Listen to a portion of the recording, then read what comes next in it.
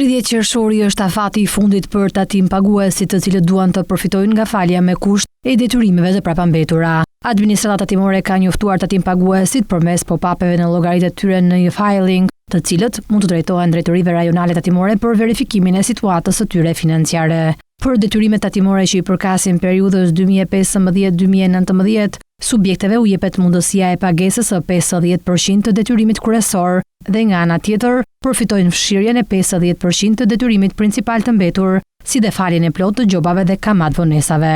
Po ashtu për të përfituar nga ligji, deklaratat e padorëzuara deri më 31/12/2024 duhet të dorëzohen brenda datës 30 qershor 2026. Pas kësaj date, do të kenë mundësinë që deri në dhjetor të paguajnë 75% të principalit dhe të përfitojnë 25% falje. Pagesat kryhen pranë bankave tregtare ose pranë postës shqiptare duke përdorur urdhërpagesën e gjeneruar nga llogaria e tatim paguesit në sistemin e-filing. Tatim paguesit të cilët kanë marrë njoftimin e administratës tatimore se nuk plotësojnë kushtet për të përfituar nga ligji i faljes, kanë të drejtë të kërkojnë rishikimin e rastit të tyre, duke paraqitur një kërkesë ankesë pranë drejtorisë rajonale tatimore përkatëse, të shoqëruar me dokumentacionin provues sipas rastit. Konkretisht, tatim paguesit duhet të paraqesin vërtetim të gjendjes gjyqësore, vërtetim të prokurorisë, vërtetim të gjykatës dhe çdo dokument tjetër provues të lëshuar nga autoritetet kompetente. Ndërsa subjektet që preken nga neni 11 i ligjit duhet të paraqesin çdo dokument provues, përfshirë vendim gjyqësor apo akt tjetër zyrtar që provon se për detyrimet e papaguara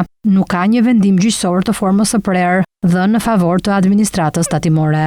Në të njëjtën mënyrë do të depozitohen edhe kërkesat për heqje dorë nga e drejta e padisë apo ankimimit sipas parashikimeve të ligjit, të depozituara paraprakisht nga tatim paguesi pranë gjykatës kompetente.